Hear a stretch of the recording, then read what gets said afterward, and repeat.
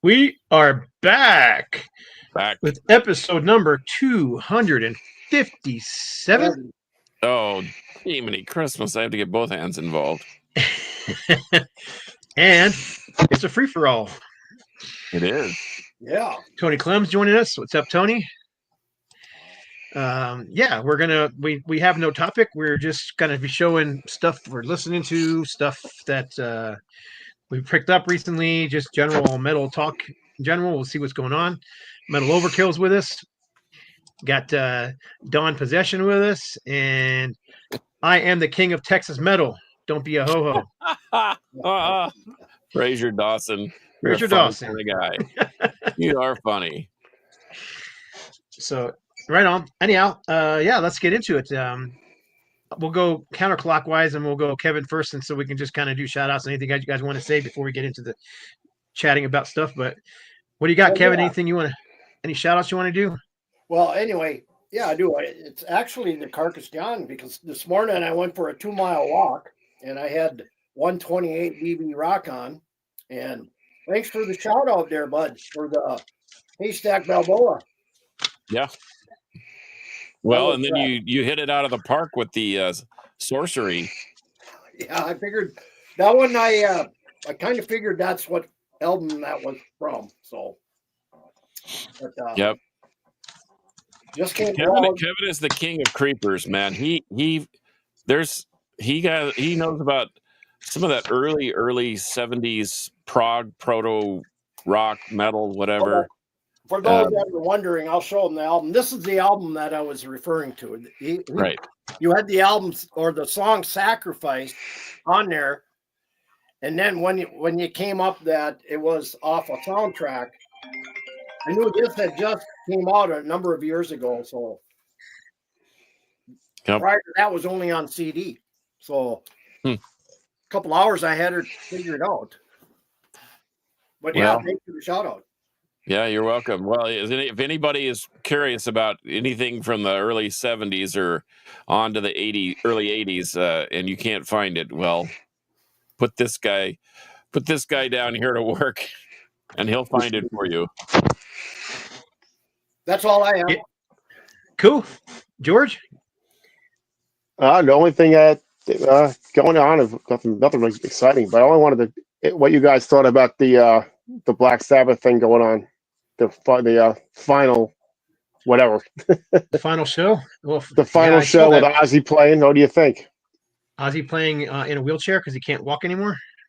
He can't walk anymore. Yeah. Are they going to put him in that throne thing?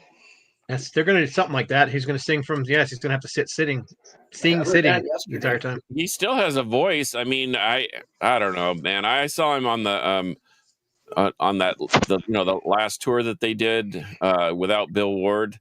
And I mean, I was and I wasn't disappointed because, I mean, of course, you want to see the full band with Bill Ward, but Tommy Cluflados he pulled off an early 70s Bill Ward better than Bill Ward. I'm sorry. He was really great.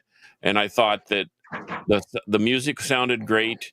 We saw him when they on the first gig up in Denver, and then we saw him in Dallas on one of the last gigs, and they were outstanding. And I'm curious how they'll sound, but why? I mean, if he can sing, might go for it. I mean, well, I worry about Bill Ward. Around, why not? I worry about Bill because he's not healthy, and that's why he couldn't do the previous tour. What is the end tour? Yeah. But I mean, if he's healthy enough to do a gig, it's just one show, isn't it?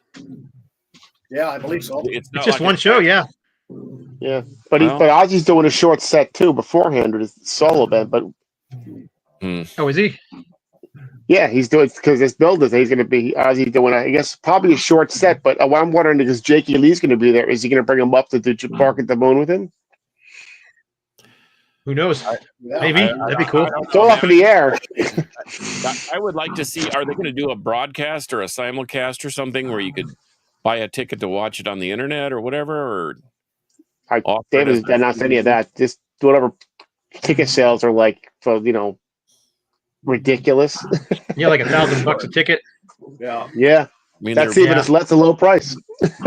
yeah, they're charging Metallica prices for this thing, and I mean, why? But I mean, we don't really have a choice. We don't really have a chance to go there. I think you're gonna drop that kind of bread and then go head overseas. But anyway, well, we'll see. I don't know. You know, George, like I said, I saw them on the end, and I was satisfied with that they had done. They had kind of closed the door on their career, and that was okay. And yes, I would have liked to have seen Bill Ward, but just didn't work out. But there was no lack of musical integrity on that tour. I mean, it was. Yeah. It I mean, was if you can fun. afford to go, I mean, if I lived there and could afford it, I'd probably go. I would love Yeah. to see him one more time, but you know, it is what it is. What do you think, George? You have a problem with it, or you think it's all right? No, I think it's just because I think one more show with Bill would be cool. But after you like 4 or 5 songs, of they think they needed to do that with him just to close out everything. I saw them in like 2000, 2001 when they were actually the original band for Ozfest. So at least I got to see them when they were at least that was they were healthy enough to watch them. They were really good. So I saw them on the Sabotage Priest, tour right? Sabbath and Priest. No, that was just Ozfest. It was like I saw them with. We got there late because I can't sit there for all that stuff. It was Slipknot and Marilyn Manson. Oh yeah, I saw them with. So. I remember Sabbath that and Priest. tour. I saw together. Yeah, I think it was Ozfest too. But anyhow, Hmm. right on. I remember my son got a good sex lesson at that show because we were all laying in. It was a grass show, and we were all laying in the grass, and we were all just kind of kicking back with our arms behind us on the grass. And this girl walked right over top of our heads wearing a skirt and nothing underneath of it. And of course, my teenage son was like next to me. I looked over at him and like, yep, he got a good shot of that. So, Oh wow, yeah. Anyhow, that's funny. Well, I before we let John do his thing and show his POWs, I just wanted to say I went to the doc today and got a good report, so I'm happy about that. All my numbers for everything was good, and lost like 20 pounds over the last 3 months, which is also good. I mean, everybody knows that I work out constantly. I go to the gym at least 6 hours a week, and I was still gaining weight for no particular reason. So come to find out, I'm diabetic. So I didn't know that. But with the weight coming off and everything, even the sugar numbers are going down. So they gave me some medication to take for the diabetes, which I haven't taken yet because I don't really want to. I don't want to be on medications if I don't have to be. That sugar will kill you, man. I mean, I've gained some weight back this winter, but I'm drinking regular Coke and I can tell the difference. Now I quit doing it again, so I'm going back to the regular Coke, and then I'll lose weight. But yeah, the sugar is a killer, and I'm like you, I'm pretty diabetic too. So yeah. Anyhow, but yeah, all's good. I'm just glad that I was able to lose the weight that easy for just basically a 3-month period. I lost 20 pounds without even trying that hard. So just exercise, diet, and a protein and some supplements that I've been taking. So seems to be working for me. Anyhow, John. Well, speaking of getting older and getting all those ailments up, I actually retired a week ago. Congratulations. And, and I gave them 2 weeks, and they said, no, you're done Friday. So, excuse me, Friday was my last day, and it feels completely weird. So day 2 of retirement, and I have a couple things in the fire. I've been doing some extra artwork, helping a friend reopen, and Scott and Rob went there with me when Scott was in town for the Orange thing, County Line Records. He's like doubling his space and should have some cool stuff. And by the way, bands, we have 3 bands playing there. Yeah. Aska is headlining, which will be great. We have a band called Settlemire, which is like an alt indie rock band. And then we have a punk band called the Gravehounds. So it should be a fun time. So if you're in the vicinity of Dallas-Fort Worth or in the state of Texas on March 1st, come on by County Line Records. But I don't want to put too many shameless plugs in there, but walking distance from the house, so I've never had a record store that close to me. So who knows? Shout out to, I hate to admit it, but the Hells Angels sent me a Facebook request today, so I guess I shout them out. I don't know whether to accept it or not, but and also I had the rare privilege to see a full lineup of Gamacide on this weekend. They're rehearsing for the Hell's Heroes thing, and they're actually doing another show the week prior to Hell's Heroes. So, but dude, they have not lost a step. Gamacide is bad to the bone. So Yeah, they are. Is it all the original members? well, no, one of the members has passed away, and Jamie, the drummer, is unable to perform. But it's got Joey Gonzalez from X of War Beast and Phil Anselmo and the Illegals and Down and all these other bands, and then Alan Beauvais, who used to be in what was it, Demon Fist and War Beast also. But it's Varnum, the original singer, Varnum Ponville, and Scott Shelby, and Rick Perry, the governor, who's also in Iron John, was in War Beast and Warlock and Puncture and blah blah blah. These guys are they're seasoned veterans, and man, it was really really entertaining to watch them just shred all those old songs.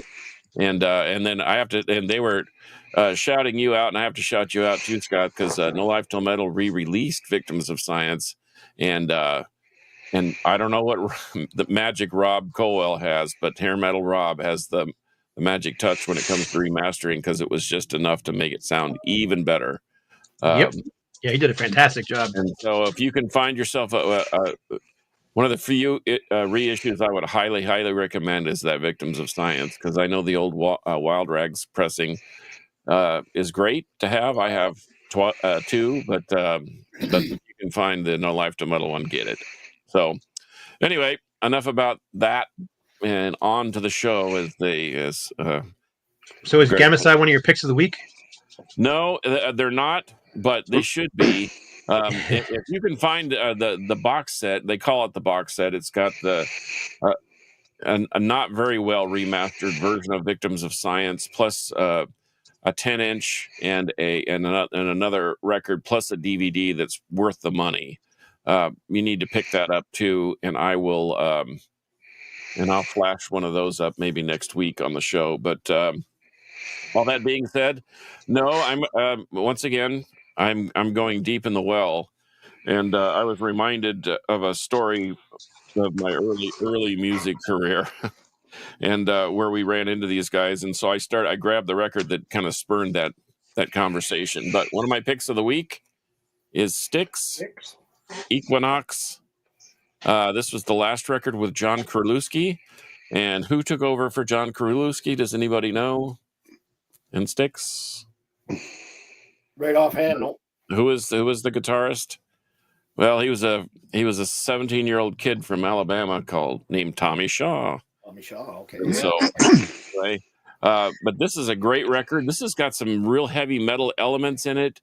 It's they were breaking away from the wooden nickel kind of proggy sound, and this was more of a straight rock sound. Some heavier riffing, some killer drum work. Highly recommended. So if you're out and about and you're just wanting to harken back to the early 70s hard rock, this would be my wholehearted all the time. Yep. A lot of keggers in that music there. Yeah, and there's this is an audiophile copy that I found. It's a Canadian pressing, but it was a half-speed Japanese remaster. A Japanese company did it, and they imported it through Canada. So I don't know, Kevin, you might be able to find one of these up in your neck of the woods. But man, it's a fantastic record, and sonically it sounds better than most. And then my metal pick of the week, once again, I was harkening back to the old days because I've been moving a lot of boxes and whatever. And I saw somewhere where this was the 40th anniversary of this record. 40. Yep. And this probably, I mean, I do like Peace of Mind, but something about Power Slave just resonates with me. I just like every part of it. I don't know. I don't know what it is. And this is one of those rare birds that you drop the needle on side A, and you have to listen to both sides Yep, the way through. absolutely. Yeah, I And showed so, the Zetrop edition. yeah, this is another audio file pressing, and let's see, Virgin vinyl, and it's another Canadian pressing, but fantastic record. I mean, I don't think that anybody can deny that Maiden is top drawer when it comes to heavy metal. They're wildly influential. And they may not be the originators of heavy metal, but they certainly are the purveyors of heavy metal, and have done nothing to tarnish their reputation for that. But and I know that people can blather on about some of their records are better than others. Everybody has the same issue, but somehow they don't say anything about our good buddies Metallica. But I digress. But anyway, so 2 highly recommended records: Styx, Equinox, and Iron Maiden, Power Slave. And now we're off to the races. Yeah, Gary Ireton, you are correct. Tommy Shaw's first album was Crystal Ball, which was right after Equinox. So anyway, I guess got some comments. Crystal Ball was Tommy's first up. Yep, like you said. Yeah, I don't know an Iron Maiden fan who doesn't like Power Slave. I mean, I just think it's one of their best albums. So, but yeah, let's get into it. So, George, what you got to show us? Pick up anything new? Got anything you've been playing recently? Yep. Well, I got this one that I heard you guys talking about backstage. So the new Dream Theater. Oh yeah. Oh yeah. So be honest, how is it? I liked it a lot. I thought to me, it's like a combination of Scenes from Memory and Train of Thought. Okay. So it's kind of like that's what it maybe more towards Scenes from Memory, but it's really good. And I think what was missing from Dream Theater, even though I liked the last couple albums, was Mike Portnoy's writing. So, Petrucci produced it, but that's what I thought was missing. And it's just got some really good tracks on it. It's it's like over 70 minutes, but it doesn't feel like it's 70 minutes, which makes it, you're not like dragging on, looking at your watch. When is this track going to be over? When's this album over? It's not like that. It just kind of flows along for me anyway. So I was really happy with it. So yeah, that was kind of my thought on the last few. They just kind of droned on and on and on, and I'm just like, but Train of Thought, that is aside from Images and Words, I think Train of Thought is just a blistering record, and maybe their opus. And so if it sounds like that, then now I'm more interested. Now in that packaging that you had, did that have the instrumental version also, or does that have the 5.1, or did you get the deluxe? No, it's just a normal copy, really. Nothing special. Yeah, just a regular one. Single disc. So, single disc. Yeah. All right. Yeah, actually, the reason that Steve Bodine is not here today is because he's actually seeing Dream Theater tonight, which is what we were talking about before the show started. I've seen Dream Theater several times. They were just, the last time I saw them, I got bored and got up to go buy a drink. What did you see them though? What they played that one album, The Astonishing, I think, for Start to Finish or whatever it was. And it was years ago. It was like Gigantor or one of those big tours they were on. So is that the one that was with Into Eternity and Conception? Not Conception. What was the Ray Alder project? Retribution or I don't know. I don't remember, but I just remember that they lost the crowd, man, because people were just getting up in droves and leaving. Because it was weird because I don't know, it was almost like a jam session. I don't even remember what song it was, but I mean, vocalists disappeared off stage for 15, 20 minutes while they just sat up there and noodled for all that time. But yeah, I've never seen a band of that caliber lose a crowd like that before.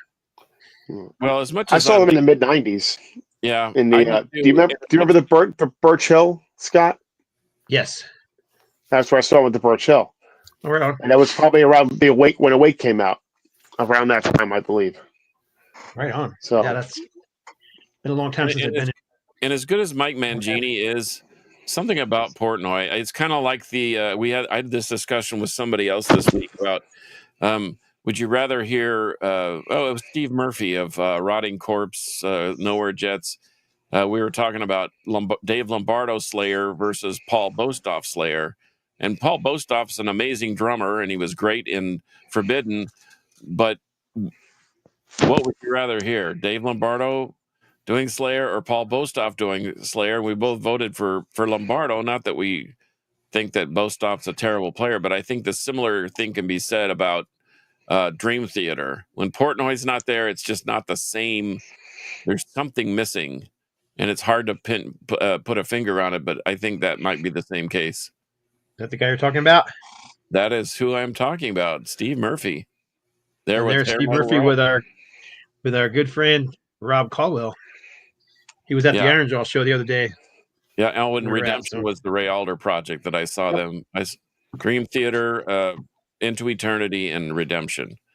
But Redemption stuff is good stuff too. It is good.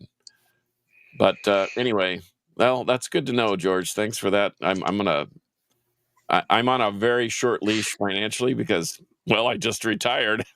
So I'll enjoy kind of snooping around and seeing if I can find a good cheap copy. Sounds good. Ooh, excuse me. Who's next?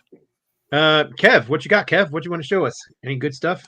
Yeah, this year I kind of spaced out this was coming, and then I got it yesterday. I looked at it, and I said, "Oh yeah, I remember ordering that." This was kind of those albums have been on kind of delays for quite a while. This is another one, band called Bump and the Pact. It's on Glory or Death Records, if you're familiar with that.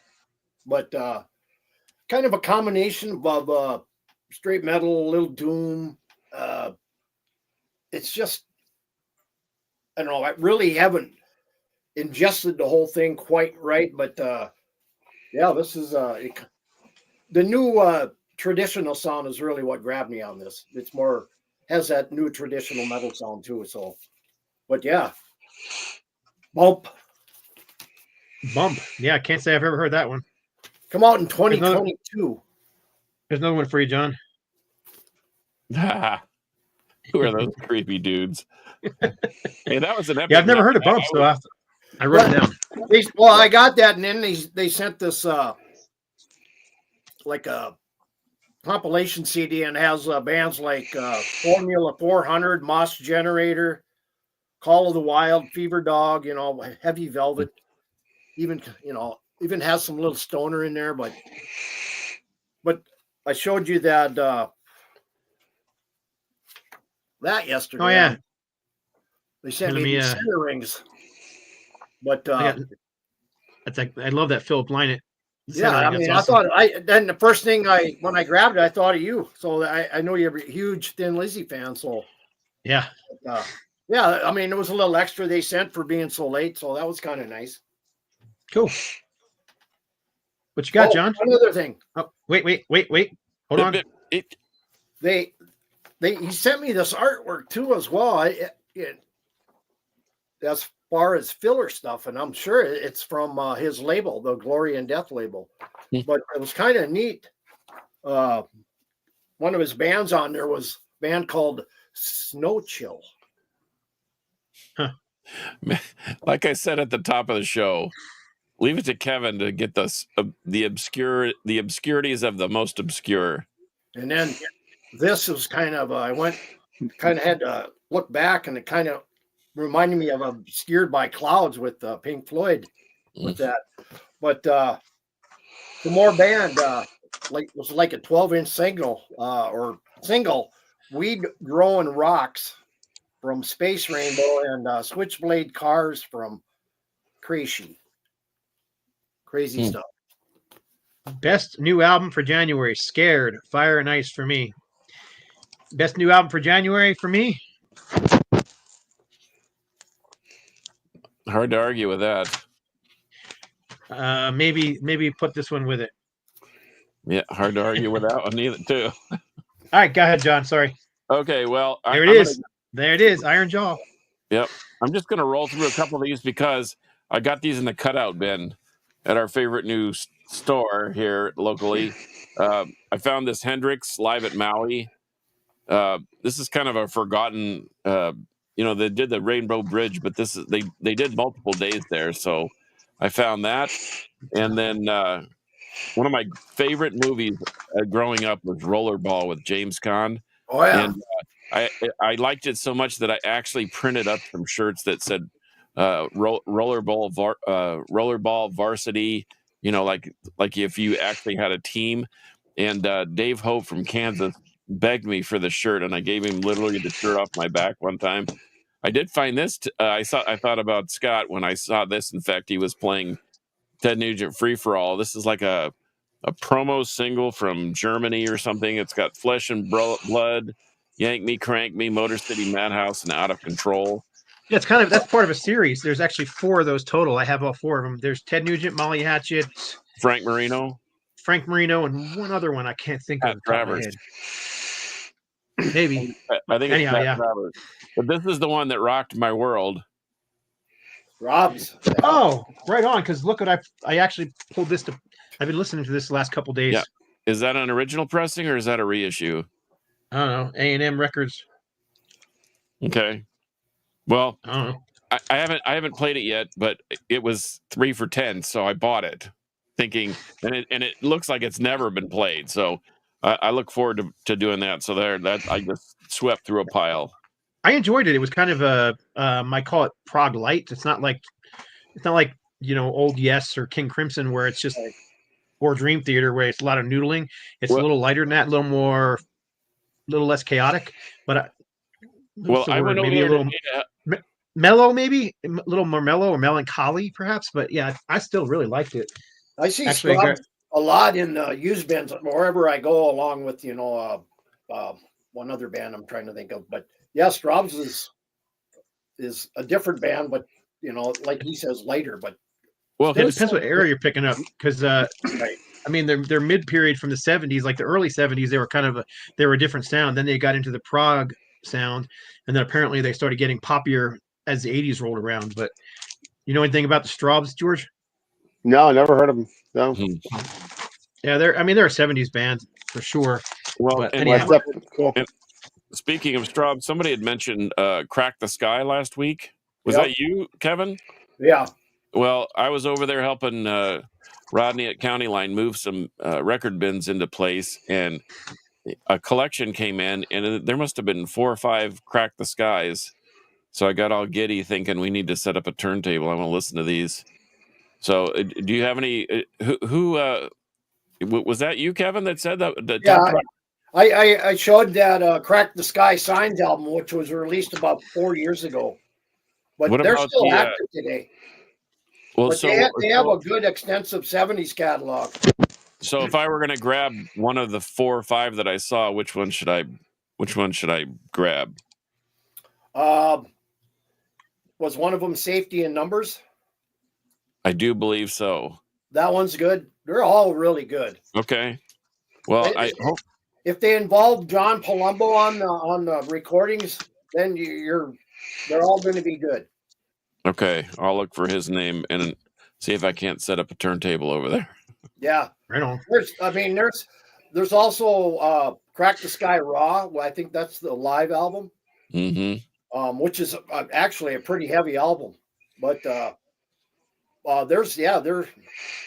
check them out. They're really good. I love them. I remember the first time picking them up. All right. Somebody said Rockshole, there he is, said he's never heard of Iron Jaw. So holy smokes. Wow. Iron Jaw, they only have 2 albums out. This one just came out in January. This is their new album. It's fantastic. We John and I saw them live, a weekend ago? 2 weeks ago? Yep. And if you're like, Judas Priest style heavy metal, check out Iron Jaw. You can get this on Amazon, or gosh, you can get it at target.com if you want, Best Buy, but you can also go to nolessmetalrecords.com, pick it up. But Iron Jaw are just a new wave of traditional heavy metal band made up of veterans. I mean, all those guys have been in other bands. So with, of course, Rick Perry, there he is here, that we affectionately call the Governor, being on guitar, formerly of Gamicide and Puncture, among others. War Beast, so, Warlock. War Beast, yep. Randy Cook on drums. He of Rotting Corpse and a million other bands. Clay McCarty on bass, and Jeff, the absolute shredder, is a nice compliment to the governor.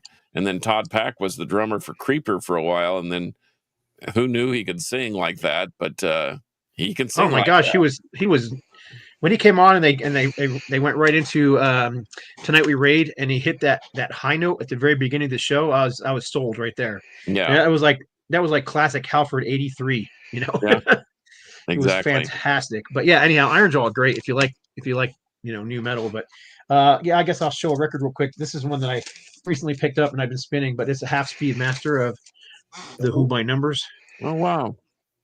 I don't have that particular pressing, but I do have that album. Does it sound? Yeah, it says.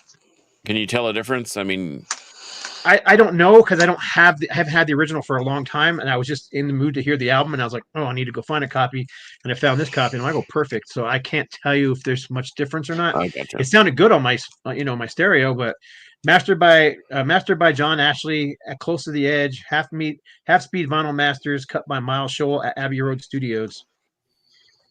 So anyhow, yeah, I don't know. It's a good album. It even has this little half speed mastering certificate with it that comes with it, and then of course it's got the Obi strip too. It's not Japanese, but it does have an Obi strip. So right, yeah. But yeah, I don't know. I just in the last 4 or 5 months just been like on the Who kick and been listening to a lot of the Who for some reason. Never been one of my favorite bands, but I mean I've always liked them. It's not like I always like Live at Leeds. Oh, Live at Leeds is fantastic. But yeah, I mean it's just one of those bands that when I get in the mood to hear them, I just want to hear them. Well, and that album though. Who's next is Untouchable. If you have that's it. If you have the original Live at Leeds, you got to have all. I think it's all 9 pieces of article that went with that album, which is quite rare to find in the wild nowadays. Yeah, there's like a poster and pass and ticket stubs and all sorts of things, and it's in like a manila folder when you open it up, the original. And the problem is it's only half the show. I mean, the reissue has the full show with all 12 or 15 songs, but anyway, yeah. Yep. Well, I have a remaster with all of them, and I also have an original with all of them. I saw them in the wild, and it just shocked me that they were still there. Is it crazy? Yeah. They're all still there. The only thing when I bought this, the only thing it was missing was the poster, and I was able to find the poster fairly inexpensively in really good condition on eBay. So, and that's what's missing in a lot of the originals is that poster. Yep. Because what did we do R&B. when we bought the albums? We put the posters on a wall. On the wall, exactly. And our parents tore them down and threw them away. I thought this one was really good. Live at the Isle of Wight. Oh, yes, that's a good one. That's an excellent one. That's one that's another one that's missing from my collection, but I have heard it and it's really good. The DVD or the Blu-ray is really, really cool too, and it's got some backstage stuff and it's greatness. I could listen to the Who's Next is top 20 going to the island with me. Yeah, that's a great album. Yeah, I don't know. They have some great albums and they have some crappy albums. I bet any band that's been around that long is going to have that. So anyhow, you're up, George. What you got for us? Well, I got this. Just listened to it today. It's got it. Yesterday, I actually showed you the UFO best of the decade years. Yeah, that's awesome. Which is just their first 2 albums, and it's all they are, just all mixed up with the track listing. Hold on, get over here this way. But I never gave it a shot. The old, the early stuff. But I sat down and actually listened to it. I was like, it's really quite good. Phil Mogg makes it because his voice is just. I love his voice. So. Especially in the early days, but he's got such a really sound. Good I mean, you hear it and you know it's him. I mean, he just has nobody sounds quite like Phil Mogg. No, but I was very surprised. Like everyone's talking about the Schenker years, but this is quite good. I didn't think it was. I never gave it a fair shake, but I was quite enjoying it though. So I was happy to get it though. Yeah, that early. I really like that stuff. Definitely different than when Michael kind of joined the band. I mean, nothing against the previous guitarist. He was good, but. Definitely a change when Schenker came in. Oh yeah, well they went from being a space rock psychedelic band to being a European heavy metal band. Right, So yep, a hard and heavy band. yep. So anyhow, where are we? You Kev, what you got? Anything good? By I'm the way, I gonna like show your Rush two shirt, George. That's a kick-ass shirt. Oh, thanks. I One of my love favorite albums by them. Me too. I'm going to show two here. One is Oh, no, that's against the rules. You can only show one. Just kidding. one has been kind of a grail for mine. I wanted this on vinyl for years, and I when I went looking for this, I thought I found a decent copy, but unfortunately, I read the little liner notes on Discogs wrong.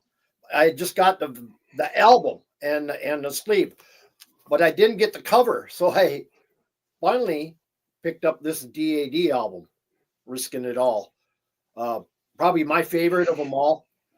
I mean, this sounds really, really good. In fact, I played it right before I got on live here, but this is one I've wanted for a long time. And I need the one, I believe it was before this. No Prayers for the Pilgrim, I think it is. I think you're right. Yep. But that one also I want. But this one here has been on my want list for quite a long time. And then I had to kind of go back and pick this one up.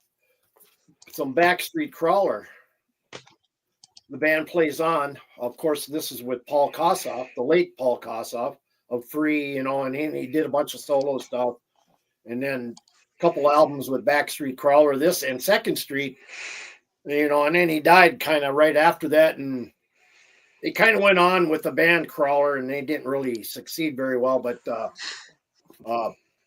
probably my second favorite guitarist of all time is Paul Kossoff. There was just something about his playing that was kind of mesmerizing to me. And your first favorite is? I know, but tell everybody. Tommy Bolin. Yep. Hard to argue. Yeah, that guy was so versatile. I mean, he could do anything. But anyway, yeah. There you go. What you got, John? Well, I got something so shocking you're not going to believe me. Anybody recognize this? Looks like Led Zeppelin. Yep. It's Led Zeppelin 4. Oh, It was a promo, one of 100 put out by a company in Las Vegas for radio play only. Find that. Wow. Just digging in boxes, and there it was.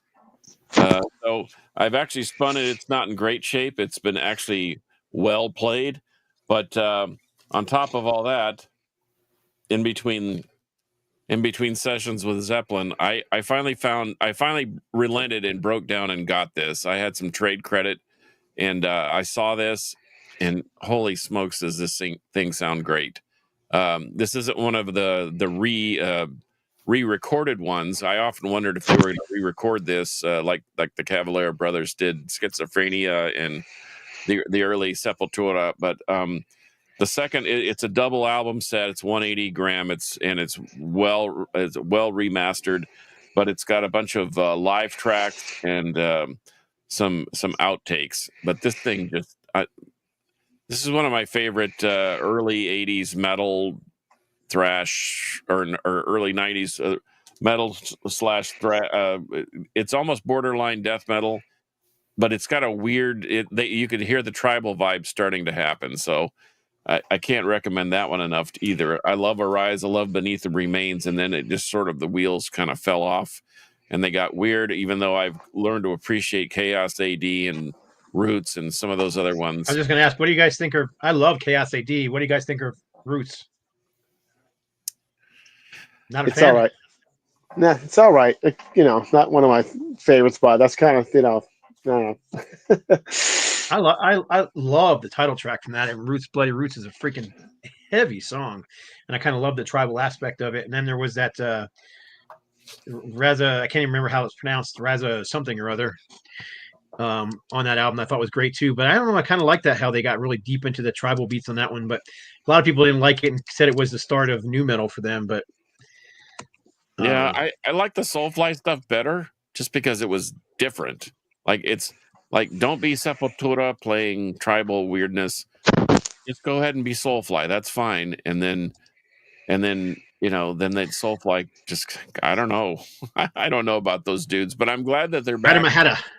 That's the song I was trying to think of. I'm Ratamahata. glad they're back to playing shredding Sepultura style music. I mean, we had seen them on the what is it, the Bestial Devastation and the what's the other one? But anyway, before Schizophrenia came out, the reissue, and dude, they were just so good. But they were shredding. They weren't, doinking with cowbells and tribal drums and whatever. And Shamgar wants to know if you're going to leave him your Zeppelin promo in your will. I don't know. Let's talk. Yeah, Ratamahata. That was a song. I love that song off of Roots. But anyhow, that promo, that Led Zeppelin promo, I think I know one other guy that probably has that, and he's on YouTube quite a bit. Yeah.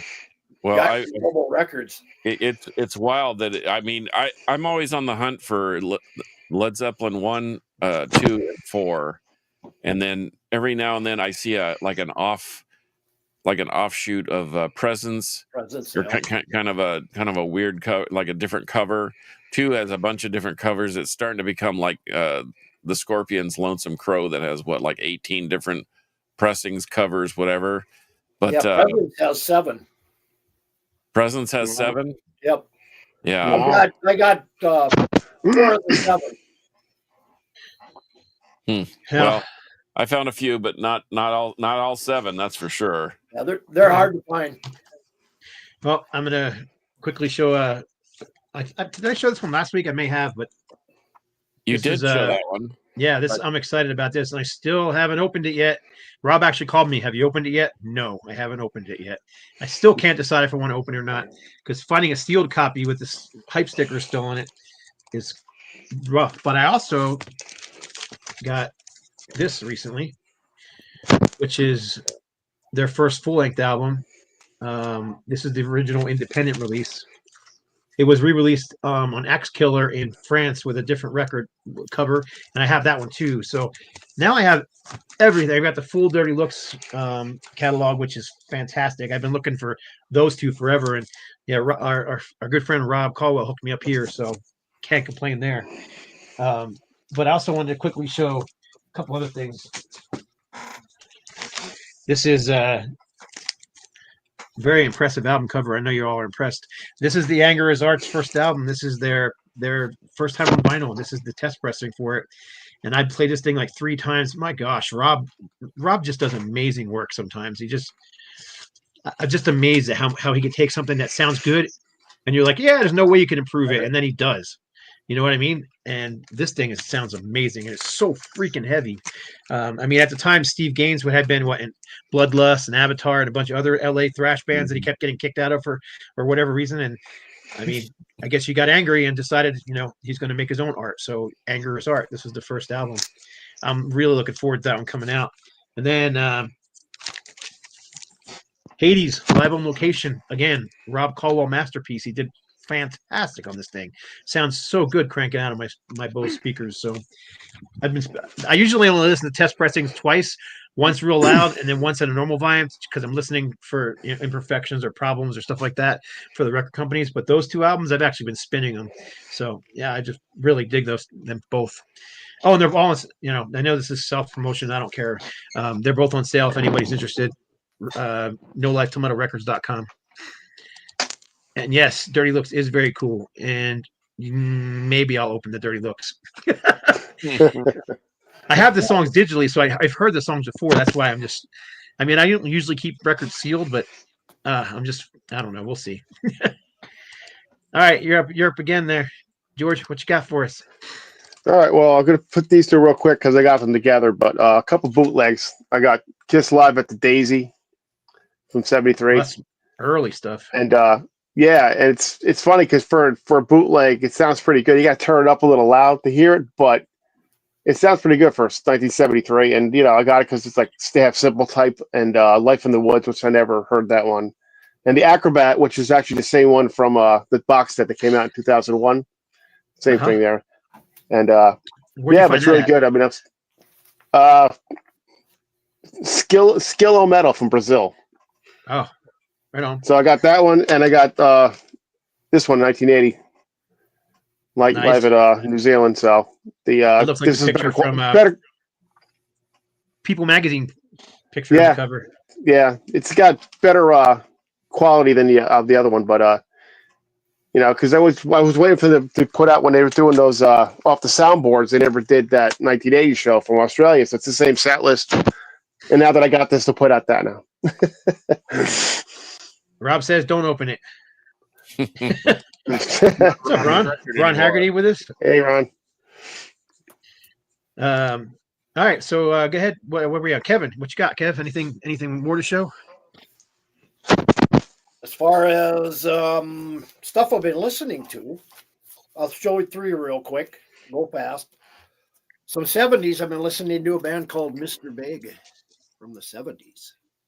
Yep, very different than the Mr. Big most people know. Absolutely. This is nothing like the Mr. Big that we all know, but it's different. It's lighter, it's softer, but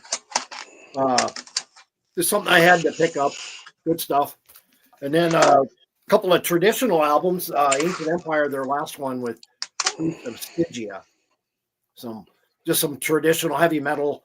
The singer kind of is also the singer in Shadow Killer, if you're familiar with that band. But yeah, I know Ancient Empire. I think I at least have one of their albums. I don't know if that's the one I have. The singer is a singer. I just can't think of his name. He's also, like I said, he sings for Shadow Killer, Ancient Empire, and Hellhound, and all good stuff. And then this one here, I pulled this out. I haven't heard this in years. Some Air Raid. Oh yeah, nice. Which is this is a Fatal Encounter. They have 5 albums out, I believe. I think they're still active, but not real active, But again, more traditional heavy metal. The people were debating in the lines if I should open that record or not. Hey, before you go there, Carcass, anybody know? Oops, there's another one popping up. Just picked up an album from Ancient Empire today. Oh yeah, they're a new wave of traditional heavy metal band too. This here it is. Any of you guys have the first Taipan EP? I don't even really know what that is. So that's a new one to me. Taipan, I think they were part of the new wave of British heavy metal. You got a shout out here, George, from S&T Young. What's up, Steve? Right on. Go ahead. Let me just race through a few. I think you were with me when I picked these up, Scott. This is kind of a cool thing. This is the Anthrax Public Enemy thing. Too Much Posse. It's kind of like a record store day thing. I've been spinning this Steve Howe Beginnings. I've been kind of on a Yes kick ever since that record store day thing with the Fragile. Before you move on, John, let me show you something real quick I got in the mail the other day. Okay. I've never seen this before. It's a split EP with the band called Dream Warriors, which is some kind of rap band. But as you can see, it's got Anthrax and Public Enemy, Bring the Noise. And it's a sealed promo, and it's also got Milk Ode to Billy on it. Really? I've never seen this before, but a friend of mine from Canada sent it to me. He said, "I know you're a big Anthrax fan. Thought you might like this." I'm like, heck yeah! Another one I haven't opened yet. I'll probably open this one though. Yeah, I want to hear both sides. I want to hear Dream Warriors. Never even heard of that band. So, right on. Well, yeah, sorry to interrupt. Here's a very obscure soundtrack. I don't know. Oh, it's a good soundtrack. Yeah, and there's it's got Slayer on it. So Slayer, Aerosmith, Poison, LL Cool J, Ray Orbison, The Black Flames, Public Enemy, Joan Jett, Oran. Going back to Cali. Yeah, but back to Cali. But In-A-Gadda-Da-Vida never sounded so good with Slayer. Slayer doing In-A-Gadda-Da-Vida. Yep. What's the Aerosmith song's a cover too, isn't it? I'm pretty sure they did Rockin' Pneumonia and Boogie Woogie Flu. Is that what's on there? Correct. That is correct. Yep. And then one more. I love this record. Someone said, what's your favorite Kiss record? And you see those things all along. And I usually ignore. I've been ignoring social media more and more, even though I probably should tune in and hang on a little bit more often. But someone said this is the weakest album they ever put out, and I'm like, are you absolutely high? No. This thing is such a shredder, and I mean, this has ties to my to a family discussion about what can and cannot be listened to in our home. So, but I love that record. That thing's solid from start to finish. It's all killer, no filler. There's no weak link there. And and even the droning little acoustic guitar intro on Getaway, I can still endure that just fine. But obviously, it's a German pressing because we don't want to offend anybody with the S's. But it sounds. I think this sounds better than the Casablanca American pressing for some strange reason, and maybe because they require virgin vinyl over there. I don't know. But man, I've been spinning this thing like off the turntable, and I don't know why. I just got it's one of those childhood things that just crept into my brain, and I had to listen to it again. Oh, that happens to me all the time with Kiss and those first 3 albums and Rock and Roll Over too. I'd play that one quite a bit. Yeah. Anyhow, the comments are coming in quicker than I can get them up. But Gary Ireton has said that he's spinning the BOC 50th anniversary live night 3. Wow. Oddly enough, so have I. It's actually sitting on my turntable over there. I had played it earlier today, so I didn't grab it to show in the video. But I just thought I'd quickly show a few albums I picked up by one of my favorite guitar players. And it doesn't matter what it is. I'm always looking for stuff from this guy. But this is, I think I showed this one to Carcass at one point. But this is just a new compilation, or I don't know how new it is. It's on Reprise Records. No, I have it's no been idea what around year a it came while, out. but if you can find it on 1984. vinyl, yeah, Like if you can find it on 1984. vinyl, good on you. Yeah, it's got the original OB and everything, and it's got some live stuff that had been previously unreleased, but I'm sure has been released since then. This is one I didn't know existed until John showed it on the show. So Band of Gypsies 2. So yeah, I had to find that one and finally found a copy that was in, as you can see, very good condition. Yeah, I've never seen. I don't usually see those in very good condition at all. They always have a lot of ring wear, and this one's Yeah. really nice. And then this one's like free experience stuff, but just one that I got for a really good price. This is a rare Hendrix. So it's got Good Feeling, Voice in the Wind, Go-Go Shoes, Good Times, Bring You Back My Baby, Suspicious, Hot Trigger. Is that with Curtis Knight? It doesn't say him on here. That's what I thought it was when I picked it up, but it says Lonnie Youngblood, Herman Hister, and Lee Moses. Oh. So Yeah. I don't know. I haven't even got a spin yet. I I literally have that just too, and got I've this in the mail. never sat down and just listened to it start to finish, but I have it because it's Hendrix. And then also I've been going along with it. I've been also spinning this power trio. They're a power trio, right? No, they're a 4-piece. Sorry. Yeah, they're a 4-piece. But anyhow, this is CCR, obviously, Creedence Clearwater. I never got to see Creedence in concert. I got to see Creedence Clearwater Revisited in concert, and they were really good, but it wasn't Fogerty. So anyhow, Not the same. Nope, not the same. But it was good. They were really good. I mean, I was impressed with how much the singer sounded like Fogerty, and they were good. But yeah, not the same. Cool. Good. Sorry. So me? You're up. Or- Yep, you're up, George. Oh, actually, a couple I got this week that I listened to. This one's Fire Spawn with this is with LJ Petrov from Internal, who passed away a few years ago. Never heard of the band, but really good death metal. So I think they have 3 albums out. This is their last one. Came out 2019, but yeah, Nice. so really good stuff. And this one I never had. I was trying to complete some collections here, so I got the I'm a Rebel from Accept with Yeah, that it's a odd great cover. album. Yeah. It's a weird cover though. Inside Yeah, like there's a few different something covers else. for that one, but that's a pretty common cover. Yeah, I thought it was good. It's different. I love the King. That's probably my favorite song on it. Really good stuff though. And then I got Running Wild, the Brotherhood. No, that's a good That's one. a good one too. Yeah, they're sometimes they can be hit or miss with their albums. I mean, they have some good tracks on all of them, but sometimes they're like, it's okay. This one was pretty good though. I enjoyed this one. So It's kind And of they're- I think the problem with really some of the Running short. Wild albums is it's not that they're bad. It's just they're very samey. So you tend to get tired of it real quick. they are, and they sometimes use a drum machine. So Yeah. that kind of kills it too. You can tell it's a drum machine than the real person playing the drums. So that kind of, ruins the feel. Kev. I'm next. Okay. Well, I've been on a real huge 70s kick for about a month now, and I probably will continue quite a while. But anyway, some more 70s stuff I've been getting into. A band called Wildwood, and the band album is called Plastic People.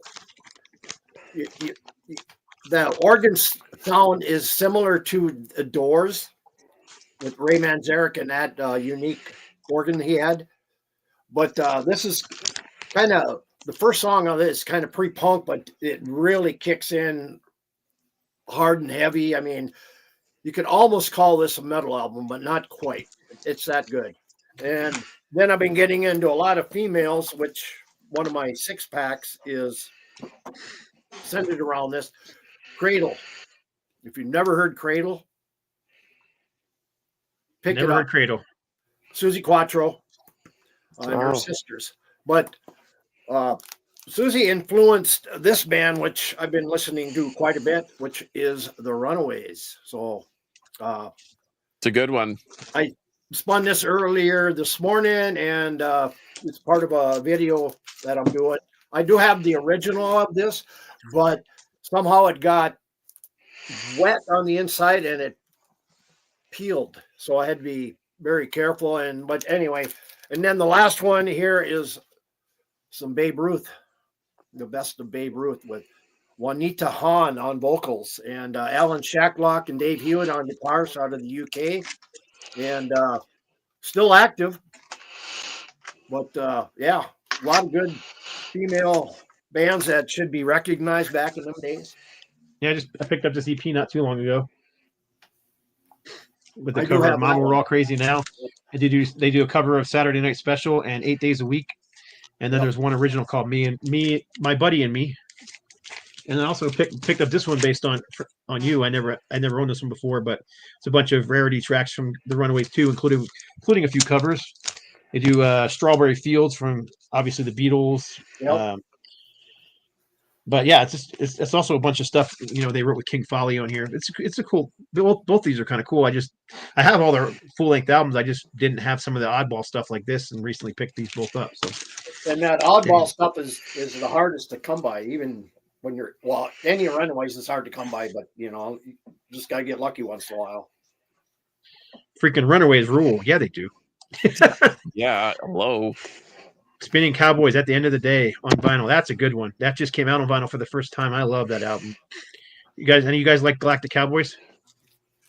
I have I think I have 3 of their albums on CD, none on vinyl.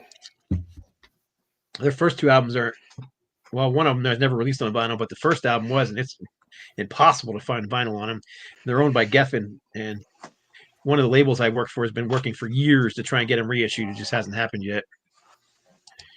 Getting a lot of comments about the Runaways. And So, why yes, wouldn't anyhow. you? Meow. Yeah, they in my opinion, they were Kim Fowley ruined them. They should have been bigger, but just didn't know how to handle them. Getting some Galactic Cowboys content too. So yeah, Galactic Cowboys are awesome. By the way, they what's the name of the label? Brutal Planet Records did the entire Metal Blade catalog in a box set recently.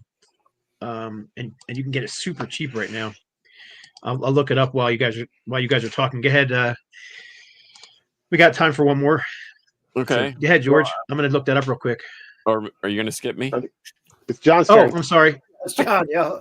Okay. I meant to say John. I'm sorry. I was messaging back and forth with Vic Stone, and we have an affinity for Al Di Meola. Oh yeah. So I broke this Elegant Gypsy out, and I actually had the half-speed master copy. And man, Al Di Meola is the one bad motor scooter on guitar. He's really good. Absolutely. That period of Al Di Meola, the Land of the Midnight Sun, Yep. All those. Elegant Orange- Gypsy, that era of Al Di Meola is phenomenal. Yeah, Even Casino, the and then Vivo Hotel is great.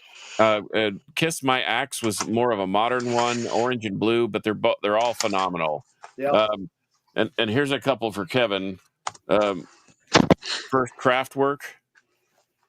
I don't know if you see the second one has a green little traffic cone. But I've been spinning this thing. It's not the electronic schlock that you hear. And then here's a real creeper, Kevin. See if you've got this one, Copperfield, Tales Untold. If you don't have this, you need to find it Is that with immediately. a C or a K? It's with a K, Kopper, and then Field, I do have Copperfield. a Copperfield album, but it's not like that. Yeah.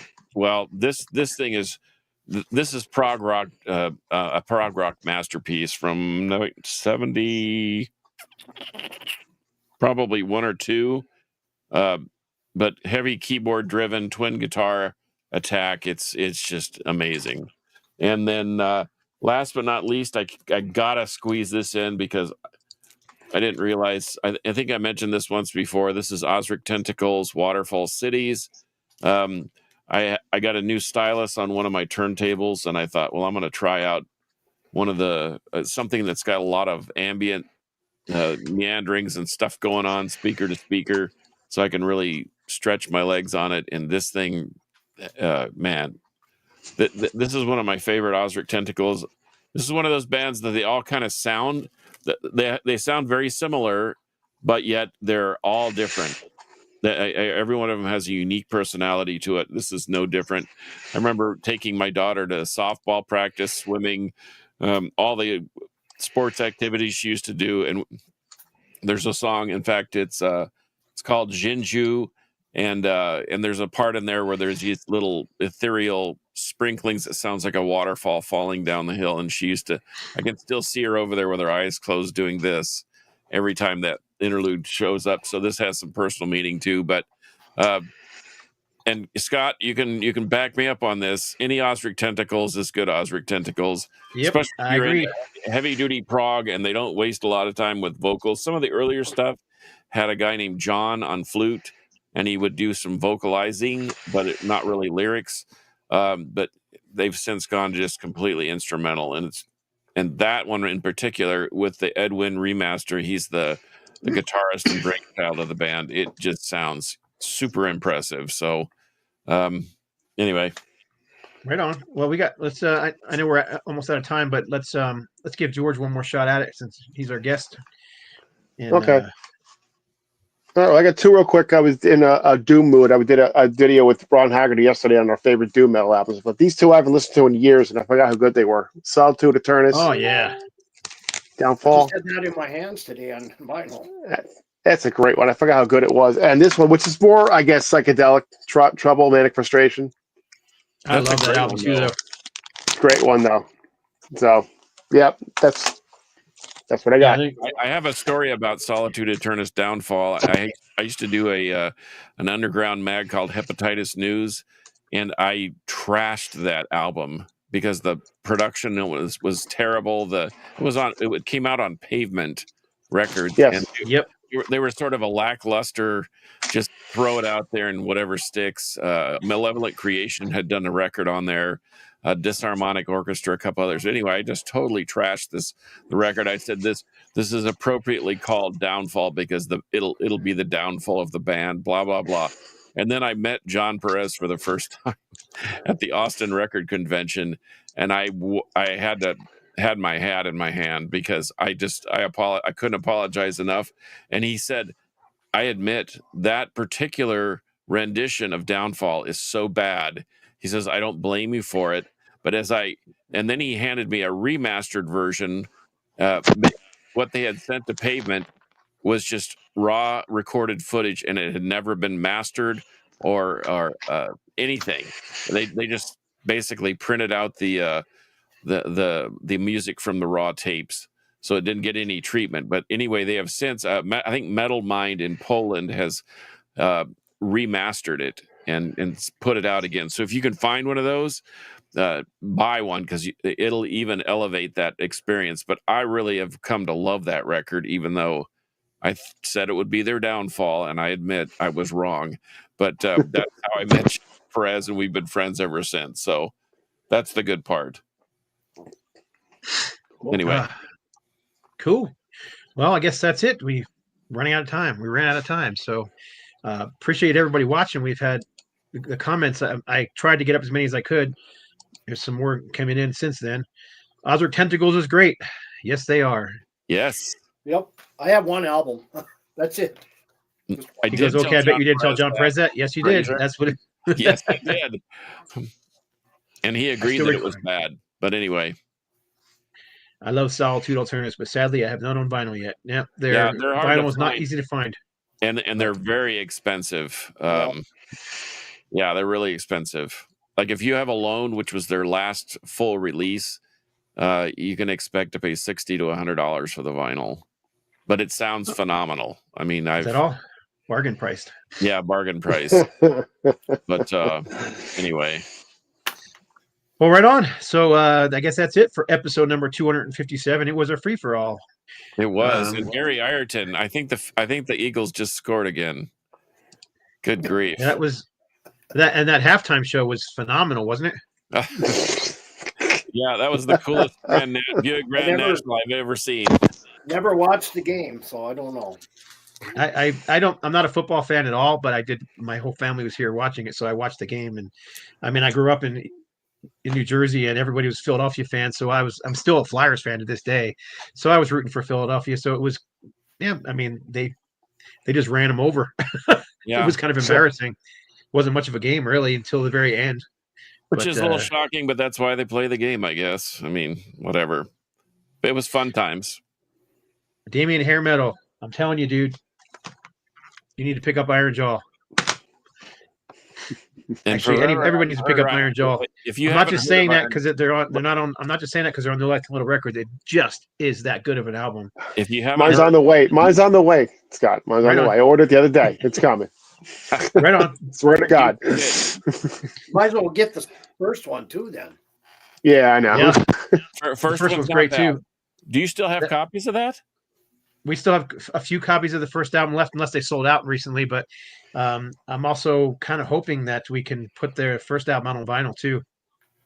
Okay. So that's a possibility that will be coming up shortly. We'll find out. I Well, already talked Bird to with the Wolf a band gets about it, toy. but it's not in stone yet. So I can drop box you some tracks. yeah, if you like classic Judas Priest, classic Iron Maiden, you'll you'll love it. exactly what it is. So anyhow, oh, and Ron said he's got the Seventh Servant coming on vinyl. That's a good one too. Seventh Servant is what's his name? The singer. He was on our show. He used to sing for Iced Earth. Oh, John Greeley? Thank you, John Greeley. My gosh, getting old. I keep forgetting things. You turn the camera on, I get stupid. But yeah, anyhow, John Greeley from Iced Earth. That's his project, and yeah, that is a double album. It's really good. So you can actually, Ron, you got a bunch of albums coming in the mail. So enjoy. I just sent Ron a little package of records. So yeah. Right All on. right. Well, for episode number, what are we on? 257. I guess Yeah. I forgot to say you can find George Gatto on YouTube at where can he find George you, needs room of rock. That's right. And you can find him on Facebook under his name as well. You can find let's see, I got the little things here. Let's see if I can do this right. Steve's not here. You can find Kevin on YouTube at Old Metal Rocker 65. He too is on Facebook if you're looking for him. You can find John on Instagram at Carcass John Art. You can also find him on. And starting this week, you can find me at carcassjohn.com. Right on. And you can find him on Facebook, and he's also on the radio show. DB Rock. Absolutely. You can download the app and listen to that. And you can find me. Let's see if I can find me. Here's Steve. If anybody's looking for Steve, he's not here, so he doesn't get a thing. You can find me on Instagram at No Life to Metal, or you can find me No Life to Metal on YouTube, or just look up Scott Waters and you'll find me. So anyhow, for episode number 257, you all know how we end this thing. Metal will prevail. And this is where I leave you all hanging, looking silly while I find the outro. Next silly faces.